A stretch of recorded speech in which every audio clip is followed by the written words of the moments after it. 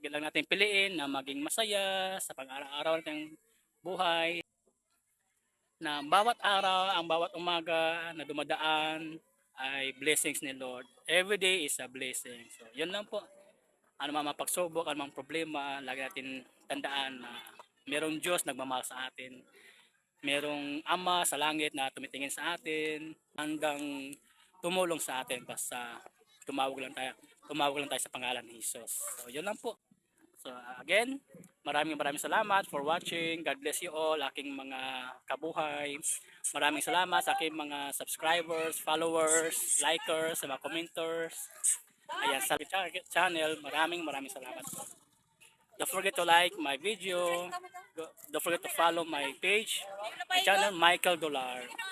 Thank you, God is good. To God be all the glory.